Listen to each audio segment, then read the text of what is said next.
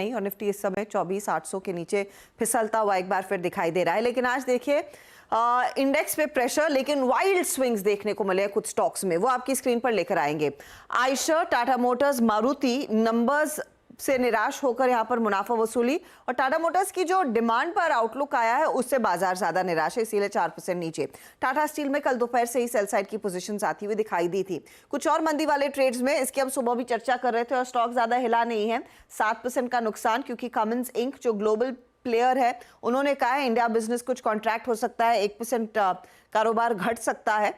Escorts में pressure, management की commentary okay थी। Birla soft, Oracle financial services, वो निफ्टी आईटी वाले कुछ कंपोनेंट जो दबाव में हैं। डीवीज के नंबर्स से पहले 1.5% का इजाफा। एचडीएफसी बैंक का एक बहुत बड़ा योगदान है आज के मूव में। सन फार्मा में तेजी और नेस्ले इंडिया में भी हल्की सी बढ़त देखने को मिल रही है।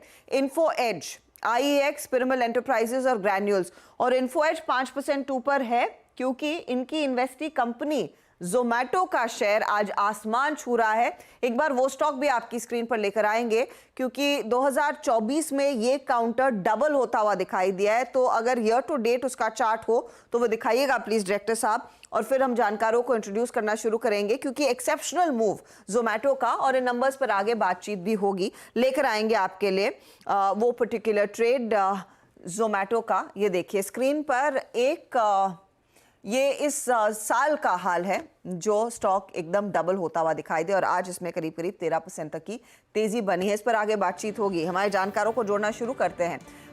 फंडामेंटल्स पर ओम कैपिटल के राजेश अग्रवाल, टेक्निकल कॉल्स के लिए प्रकाश गाबा, मानस जायसवाल, राजेश सातपुते, रचना वैद, कविता जैन और स्नेहा सेठ देंगी साथ। इमामी के नतीजे कल दोपहर में आ चुके थे।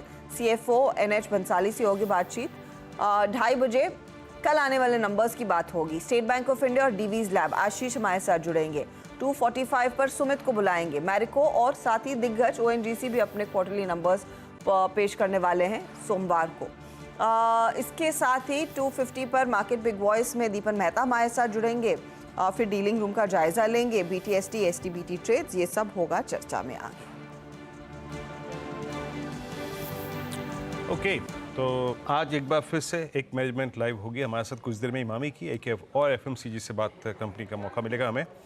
चलिए ट्रेड्स पिक करते हैं। प्रकाश सर, गुड आफ्टरनून। आज बैंकों में कन्विक्शन है सर, आपका व्यू इस वक्त क्या पिक कर रहे हैं आप? Good afternoon to you. मैं पिकअप करूंगा, आई थिंक फार्मा क्षेत्र, वहां पर थोड़े रेजिलियंस है। स्टॉक का नाम है औरोबिंदो फार्मा, ट्रेड कर रहा है 1440 पर। स्टॉप होगा करीब 1434 पर, 6 रुपए का। टारगेट 1450 नियर टर्म टारगेट है औरो फार्मा।